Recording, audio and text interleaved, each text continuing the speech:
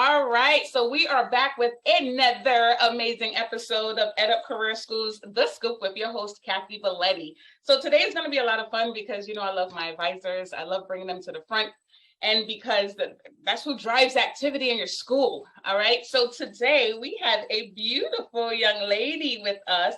She is an admissions advisor with New Age Training. So let's welcome Miss Nathalie Torrenegra.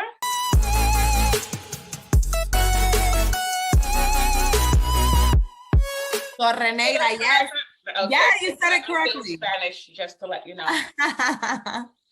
How are you doing, Nathalie? I'm doing fantastic, Kathy. I am so honored that you invited me to join your show. And you know how I feel about you. I think that you drop gems constantly, and I'm so excited to be able to contribute. So thank you for having me. Thank you for coming. Okay. So Nathalie, talk to us about your background. What was your journey? Because I know this is your first role as an admissions advisor. So how did you get here, hon? So my story is maybe a little different than some of your stories that you probably have on here. It's not traditional. When I started in admissions, it was because I was moved from another position into admissions. I was a single mother on public assistance, completely unemployed. And in New York, public assistance, they make you do a back to work program where it's like a work readiness program, and they have career advisors, and these career advisors kind of set you up for work because the idea is to get you off of public assistance. And when I started my career search, I was so hungry to get off of public assistance that every single position that they offered, I took it. I got hired at every single job that so I was already working. I worked at a furniture store. I worked at a nonprofit, like grassroots campaign office. And then New Age Training contacted me, interviewed me, and it was only a 2-day-a-week position as a telemarketer. And I said, yes. The owners were even like, you're sure you're going to come 2 days a week? I'm like, yeah. I was so ready to work. I was hungry and I had mouths to feed. And there was no job that was too little or too big for me. I was going straight for it. So I was interviewed by New Age in December. Then months passed. I didn't think I was going to get called. I literally did my phone interview in the HRA office. So the background noise, you can imagine. Not there was a lot of stuff going on in that office. And I started with New Age Training in April. Now, one night, an incident occurred and we were short-staffed for our front desk. And the owner comes over to me. He's like, I love how you are on the phones. How would you like to work front desk? I was saying yes. There was no job that I was saying no to. I was like, oh. He's like, yeah, you start tomorrow at 7 a.m. I was like, oh, okay, great. I'll be there. I'll be here. And after working front desk for about 3 months, I was still juggling my job in the furniture store full-time and working front desk full-time. I saw my kids asleep in the morning at 6 a.m. and asleep at night when I would get home at midnight. Wow. It was not something I wanted to continue long-term. And so I had to decide what company to stay with. And I love New Age Training, but with furniture stores, there's the commissions, bonuses, and stuff like that. So I put in my 2 weeks notice. My school director didn't want to let me go. And that's when he offered me a position in the admissions team. And I was like, I had no prior experience. I was even shocked. I can't even put into words, honestly, the emotion that I felt, because it's still so alive in me that they asked me to do this. And of course, with my first admissions role with no prior experience, despite me having a love of people and a passion for education, it didn't really go well. So they moved me into an educational role for a couple of years. And then, as sad as it is, COVID hit, and it was probably the best thing that happened to me. I know that so many horrible things happened during COVID, and I'm so sorry for anyone who had any losses, but Kathy, this was I could cry. We came back in to the office, and because we'd been closed and remote for several months, and my admissions and agent license was still active, the director said, okay, Nathalie, in addition to your educational role, because of the need of the company, please just start enrolling. You know, Kathy, I was itching to go back to admissions, and I was like, absolutely sure. Give me a quota, a number. What am I targeting? They're just like, anything, just do anything. And, you know, it's just like a support for admissions, I'm like, no. I went and I started just boom, going. In addition to my educational role in 2020, Kathy, by the end of August, and we opened in July, I sat with one of the directors and I said, I would like to become a full-time advisor. Now, there were no openings in the admissions department. It was completely full. And then he like, don't be discouraged. We might need another rep, and just keep going at it. Don't fall short, continue going at it. So I went even harder. And along the way, I had people discouraging me. I had people tell me that that I would never be a full-time admissions advisor again, that I was just a supporting role. It was, honestly, it lit a fire under me to go harder, but there were those moments where I'm juggling 2 positions. And I felt like, am I really going to get this? Because it took months. It took months for them to sit down and say, yes, this is going to be your full-time role. And March of 2021, from July, really going, Kathy, I was on 10 every day. I came in and gave 110%. And in March, they said that starting April 1st, I was going to be a full-time admissions. Yes, that's what I'm talking about. And the rest is history. I'm here now, back in admissions, and it's my favorite thing in like ever. I love what I do. You know what? All of that drive, that's exactly what you need to be successful in admissions anyway. You were destined to be where you are right now, okay? Everyone cannot do this role, all right? Number one, you have to have thick skin. Okay, and you have to be able to deal with all walks of life, and I mean that literally. Okay, what kind of programs do you offer at New Age Training? So we're a medical training school, medical vocational school. We offer medical assistant, which is probably our most popular program. And then we have a program that is not as popular, but that's because we're the only school that offers it. It's called patient care specialist. So our school directors devised a program that was designed for students who are planning to go back to school for nursing, LPN and RN specifically. And it has CNA, it has PCT, so EKG phlebotomy, dialysis, and pre-LPN classes all in one. So we get a lot of students who don't want to do the medical assistant program. They want something more clinical. They're going back to school for RN, and we have an option that they can pick from. And then shorter courses, those who want to do just CNA or just phlebotomy or just patient care tech, we offer these short courses so that they can land work in a hospital, clinic, nursing home, doctor's office, and urgent care, all of these great places. That's pretty cool, because a lot of schools do not offer PCT. I see medical assistant. In a lot of cases, I see CNA, LPN and RN, which is everyone's goal, right? Yeah, right. PCT is very rare, okay, nowadays. So that's awesome. You hear that, folks? PCT, all right, get on it.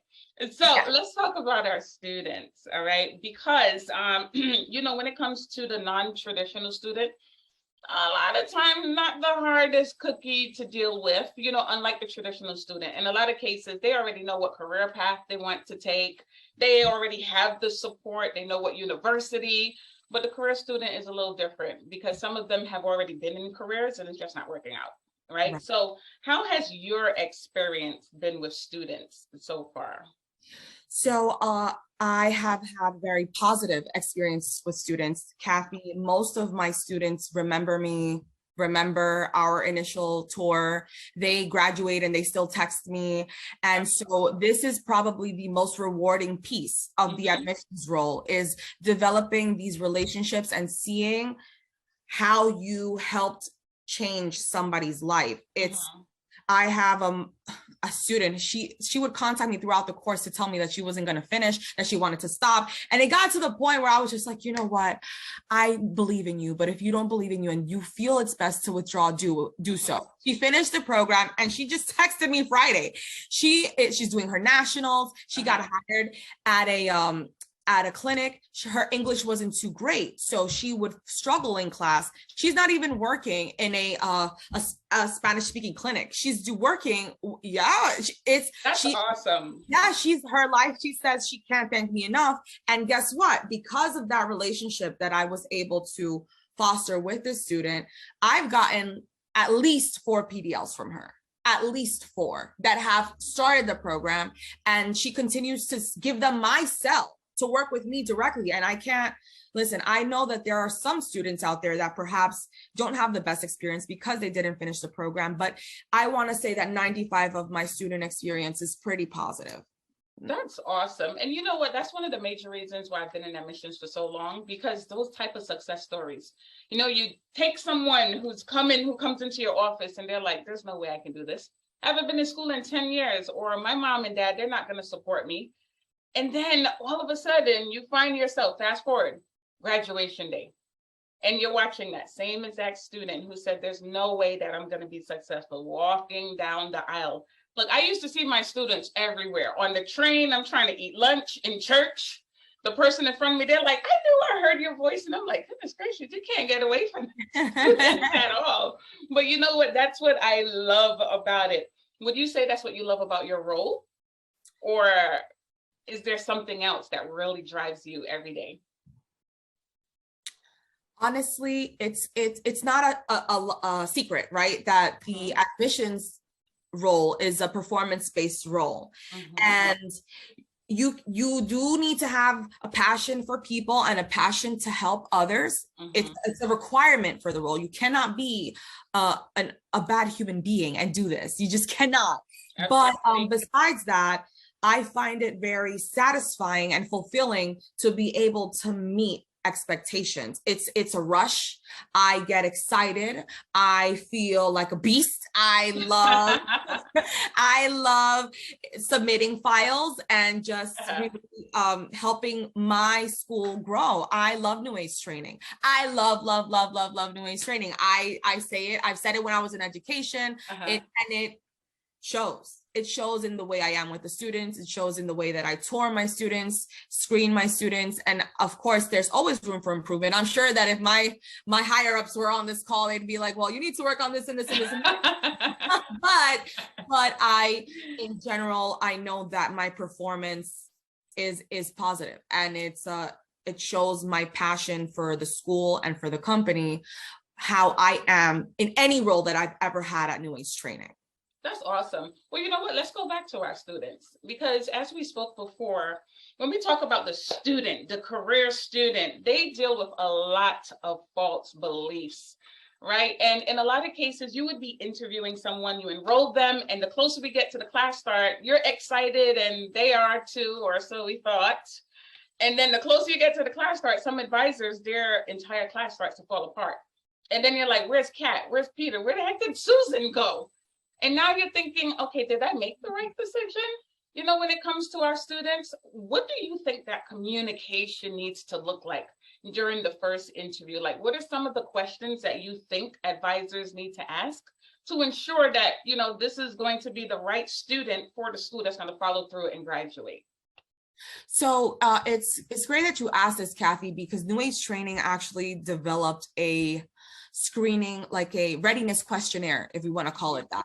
And in that readiness questionnaire, we ask very direct questions. Are you currently employed? You need to understand if this is a working student, because the working student and the non-working student, their situations are very, very different. Yep. For the working student, your concern with them is finding out what availability they have to really complete school and to attend school. And is work so demanding and, overtime hours that you might be enrolling someone who has a time commitment issue.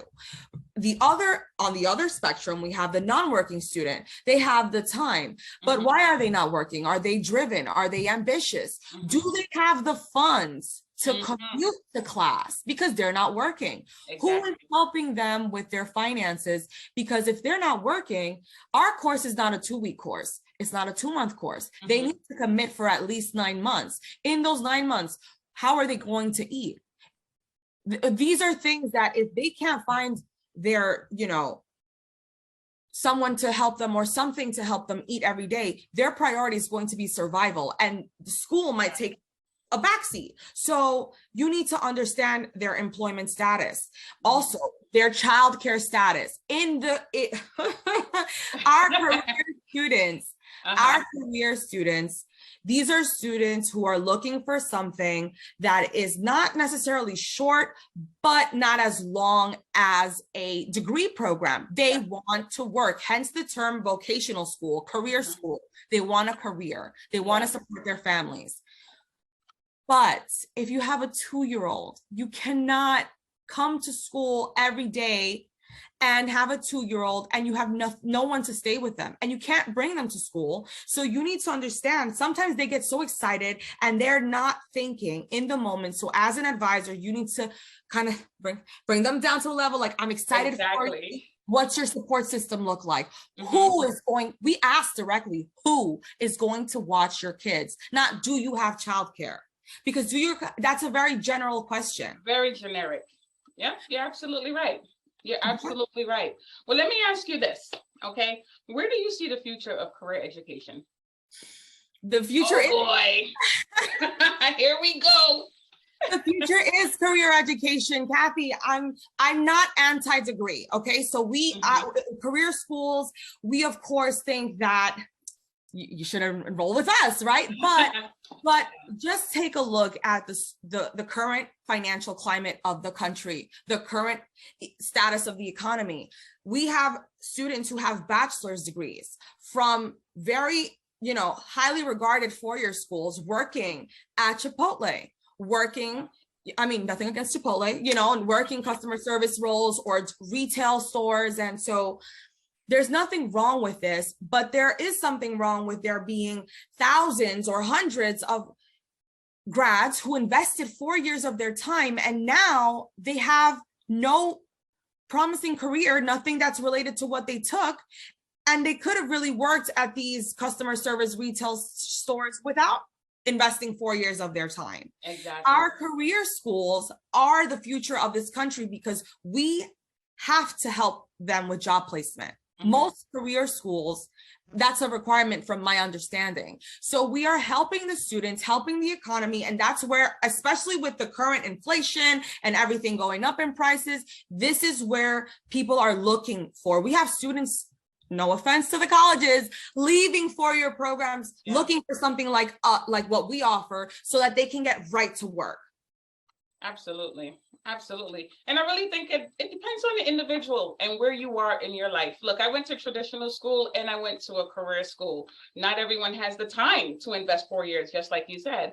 And then we have a lot of single mom and dads out there who don't have all that time. They need to do something immediately so that they can start making that money and then really provide a better future for their kids. Nathalie, thank you so much for joining us today. You have to come back because we need to finish this conversation. Okay? Thank you so much. Thank you. It was definitely a pleasure. Look, I have a full training program on everything that we were talking about today with Nathalie, from the very first point of contact with the student all the way through the enrollment process and how to build rapport, time management, accountability. If you are interested in setting up a free demo, head on over to lessons.motivatewithkat.com. But until then, see you all next time. Thanks again, Nathalie. Thank you, Kathy, for having me. Thank you so much. Bye, everyone. Bye.